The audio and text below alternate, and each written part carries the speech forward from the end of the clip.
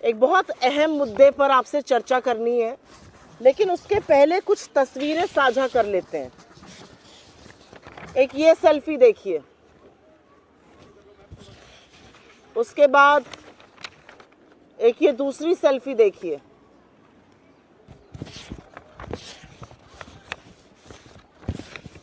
फिर एक तीसरी सेल्फी देखिए, एक चौथी भी लेकर आई हूं। इन सेल्फियों को देखने के बाद आपको कुछ और दिखाऊंगी। 10 नवंबर 2016 को इस देश के तमाम अखबारों में, अगर आप थोड़ा जूम इन कर पाएं, तो फ्रंट पेज पर, कवर पेज पर 10 नवंबर 2016 नोटबंदी के 2 दिन बाद एक बड़ा सा विज्ञापन कवर पेज पर छपा था। और आप लोग तो प्रबुद्ध मीडिया के साथी, आप जानते हैं कि कवर पेज कितना महंगा होता है, लेकिन ये कवर पेज का विज्ञापन छपा था जिस पर मोदी जी को मजबूत निर्णय, नोटबंदी जैसे मजबूत निर्णय को लेने के लिए साधुवाद किया गया था। पेटीएम ने छापा था। ये वही पेटीएम है जो नरेंद्र मोदी जी के ऊपर एक पिक्चर बनी है, थोड़ी घटिया सी पिक्चर थी, कोई बात नहीं। उस पर 15% का कैशबैक देता है, 200 रुपए कैशबैक, जिसका जिक्र प्रधानमंत्री उत्तराखंड की अपनी रैली में करते हैं। तो ये सारी सेल्फी में जो व्यक्ति आपको दिख रहा है, तमाम वीडियो है उछल कूद करते हुए, डांस करते हुए, खुश होते हुए। ये वीडियो विजय शेखर शर्मा के हैं, जो पेटीएम के सीईओ हैं, जो पेटीएम के संस्थापक हैं, फाउंडर हैं। और इस तरह का साधुवाद देना, इस तरह की खुशी व्यक्त करना स्वाभाविक है, क्योंकि मोदी जी ने छप्पर फाड़ के उनको खुशियां देने का काम किया है। आप ये सोचिए कि जिस नोटबंदी ने अर्थव्यवस्था को अधिया दिया, जिस नोटबंदी ने हजारों लाखों एमएसएमईज बंद कर दिए, लोगों को बेरोजगार कर दिया, उस नोटबंदी को साल दर साल अपने लिए सबसे शुभ दिन मानने का काम करने वाले व्यक्ति विजय शेखर शर्मा हैं। उन्होंने अपनी कंपनी का आईपीओ भी 8 नवंबर को ही किया था, 2021 को। खैर, परेशान करने वाली बात यह है कि इस व्यक्ति और इसकी कंपनी के खिलाफ मनी लॉन्ड्रिंग जैसे गंभीर आक्षेप लगे हैं और गंभीर आरोप लगे, और ये विपक्ष ने नहीं लगाए हैं, ये इस देश के भारतीय रिजर्व बैंक ने लगाए हैं। और उन अनियमितताओं के चलते उनके पेटीएम पेमेंट बैंक को प्रतिबंधित कर दिया गया है, पूरी तरह से बंद कर दिया गया है। ना वो टॉपअप कर सकते हैं, ना वो कुछ क्रय कर सकते हैं, ना वो जमा कर सकते हैं पैसा। 29 फरवरी से पेटीएम पेमेंट बैंक पूरी तरह बंद हो जाएगा। आपकी जानकारी के लिए सारी कार्रवाई आरबीआई ने अपने अधिनियम 35A के तहत की है। तो ये वो व्यक्ति है जो प्रधानमंत्री के बेहद करीबी हैं। ये वो व्यक्ति हैं जिनके बारे में प्रधानमंत्री अपनी चुनावी रैली में जिक्र करते हैं, तमाम सेल्फी खिंचाते हैं। आप सब जानते हैं, प्रधानमंत्री की तस्वीर को अगर आप किसी अखबार में इस्तेमाल करते हैं विज्ञापन के लिए, तो आपको पीएमओ की संस्तुति चाहिए होती है। तो ये बहुत करीबी है प्रधानमंत्री के, बहुत चहेते हैं, बहुत लाडले हैं। और अब ये मनी लॉन्ड्रिंग जैसे आक्षेपों से घिरे हुए हैं। और ऐसा नहीं है कि ये गाज एकदम से गिर गई है, क्योंकि अगर खबर देखिए और रिपोर्ट्स जो आप ही लोग लगा रहे हैं, उनके मुताबिक 2017 में लाइसेंस मिलने के 1 साल के अंदर गंभीर घपले शुरू हो गए थे और आरबीआई ने बार बार दंडित करने का भी काम किया। कभी जमाकर्ताओं पर रोक लगी, कभी जुर्माना लगा 6-6 करोड़ रुपए का, तमाम चीजें हुई। लेकिन उस दौरान भी, उसके बावजूद भी प्रधानमंत्री इनकी पैरवी करते रहे, इनका प्रचार प्रसार करते रहे। कुछ बातें जिन पर इनको यह सजा सुनाई गई है उसका उल्लेख कर देती हूं। खबरों के मुताबिक आरबीआई ने 35 करोड़ पेमेंट बैंक के जो वॉलेट थे उसका निरीक्षण किया। उसमें से 31 करोड़, 35 करोड़ का निरीक्षण किया, 31 करोड़ निष्क्रिय पाए गए। पैन कार्ड, एक एक पैन कार्ड हजारों नंबरों से जुड़ा पाया गया। लाखों खातों का केवाईसी नहीं हुआ था। मनी लॉन्ड्रिंग की संभावनाएं इसी से उजागर हुई। बैंक द्वारा लगातार झूठी अनुपालन रिपोर्ट देती जाई गई और जो ग्रुप 197 कंपनी का नाम है, लेकिन पेटीएम की जो ग्रुप कंपनीज हैं उसमें आपस में जो घपला था, उसके चलते आरबीआई ने ये बड़ा कदम उठाया। यहां पर दो चीजों की बात करनी जरूरी है, क्योंकि पेटीएम पर पहले भी अपने डेटा को भारतीय जनता पार्टी के साथ साझा करने का गंभीर आरोप लग चुका है।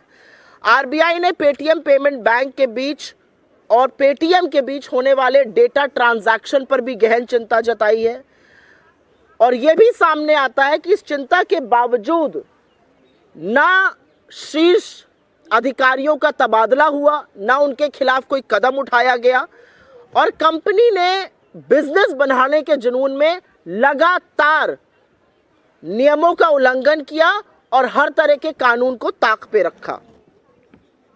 शायद वो एक कहावत है हमारी तरफ, कहते हैं जब सैया भय कोतवाल तो डर काहे का। मोदी जी साथ में हैं, उनके साथ सेल्फी खींच रही हैं, वो प्रचार प्रसार आपका इलेक्शन रैली में कर रहे हैं, तो डरने की क्या बात है इन लोगों को। खैर, एक और चिंता जो आरबीआई ने जताई वो पेमेंट बैंक की शेयर होल्डिंग को लेकर है।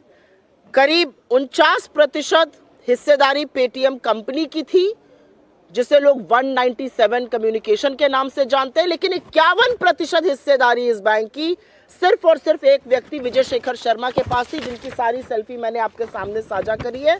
और ये एक बहुत चिंता का विषय है, क्योंकि इससे ये साफ होता है कि एक व्यक्ति जिस तरह का भी निर्णय चाहे वो कर सकता था। अंत में आरबीआई की कार्रवाई की एक बड़ी वजह, और ये बहुत चिंता का विषय ये भी था कि चीनी निवेश भर भर के, चीन की कंपनी का निवेश भर भर के पेटीएम में था, पहले अलीबाबा और उसके बाद भी जो एंट ग्रुप है चाइना का, उसके पास करीब 10% साझेदारी आज भी है और संभावनाएं हैं कि डेटा की साझेदारी उस कंपनी के साथ की गई। तो अंत में कुछ बड़े सवाल खड़े हो जाते हैं, कुछ बड़े गंभीर मुद्दे खड़े हो जाते हैं जिसको उठाना जरूरी है। क्या मोदी जी के मधुर संबंधों के चलते उद्योगपति कानून को ताक पर रखकर काम कर रहे हैं? इतने सारे उल्लंघनों के बावजूद भी पेटीएम पेमेंट बैंक को इतनी लंबी ढील क्यों दी गई? 2017 से ही अनियमितताएं शुरू हो गई थी, 7 साल तक इतनी लंबी ढील क्यों दी गई? मनी लॉन्ड्रिंग जैसे गंभीर आक्षेप लगे हैं, एनफोर्समेंट डायरेक्टरेट उसके बारे में क्या कर रहा है? ईडी कौन सी नींद सो रहा है पेटीएम को लेकर? ये जरूर पढ़ना चाहिए। पेटीएम ने बीजेपी, भारतीय जनता पार्टी और पीएम केयर्स फंड को कितना चंदा दिया और क्या उस चंदे की बदौलत वो आज तक बचा रहा है? पहले अडानी और अब ये बार बार जो मोदी जी के लाडले हैं, उनके खिलाफ एजेंसियां शिथिल क्यों पड़ जाती हैं? ये अपने आप में एक बड़ा सवाल है। और अंत में 2 सवाल जरूरी हैं। ईडी के 95% केसेस विपक्ष के लोगों के खिलाफ है, क्या ईडी इससे संतुष्ट है? और पेटीएम का तमाम ट्रांजैक्शन में लेन देन है, 10 करोड़ से ज्यादा तो पेटीएम के उपभोक्ता हैं, क्या यह डेटा भारतीय जनता पार्टी के साथ शेयर हो रहा है? सरकार की दी हुई जानकारी के मुताबिक वित्तीय वर्ष 2023 में करीब 137 लाख करोड़ का डिजिटल पेमेंट हुआ, जिसमें पेटीएम का अच्छा खासा शेयर है। क्या ये दावे के साथ कहा जा सकता है कि ये डेटा गोपनीय है, ये डेटा सुरक्षित है, या इसकी ब्रीच हुई है? ये बहुत सारे प्रश्न हैं।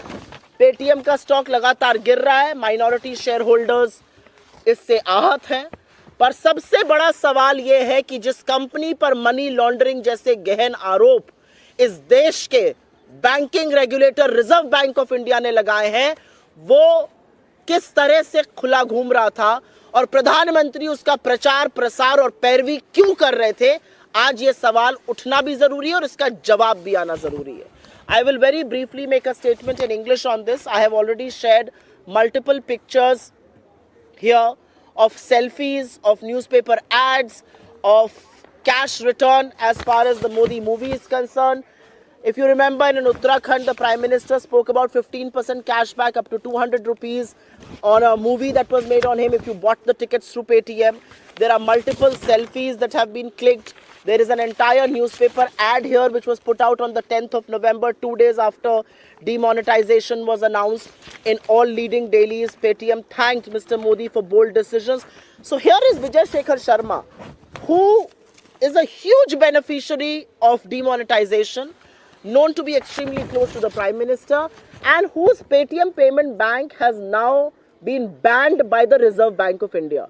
But the trouble did not happen all of a sudden. The trouble had been going on for a while, and the reality is that the Paytm Payment Bank was found to be flouting rules from the time it was conceptualized, from the time it got a banking license.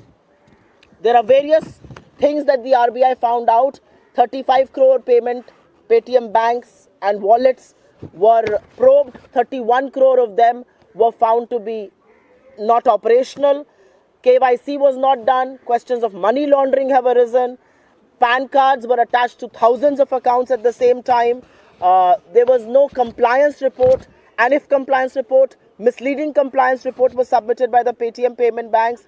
The relationship between Paytm and Paytm Payments Bank and various group companies has come to fore. So these are very, very serious allegations, including the one about money laundering. The reality also is that nothing concrete was done by the management as far as these irregularities was concerned. The reality also is that RBI has raised questions about the shareholding of Paytm Payment Bank. 51% of that shareholding rests with one individual. It raises questions on decision making.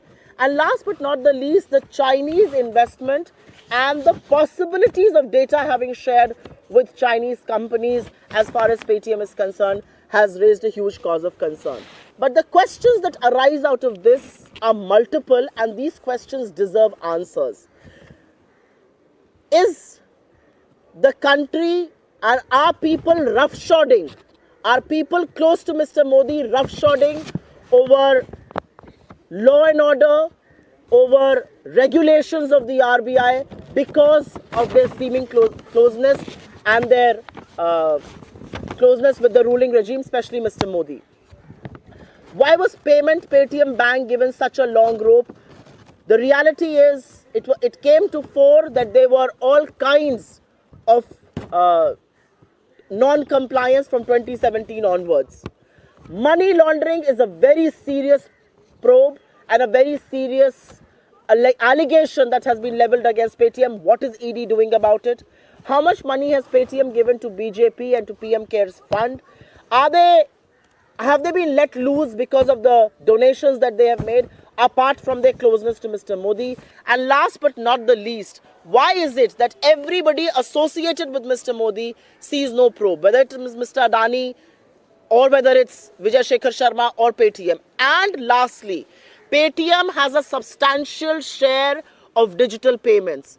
Can one put their hand on their heart and say that data has not been breached, data has not been leaked to the government, to the BJP and to the Chinese partners? These are some very substantial questions, and I think one deserves to know what the government of India is doing about it. One question I would like to ask is, if ED has found the time from probing 95% opposition leaders, maybe it needs to begin talking about Paytm and the money laundering charges there as well.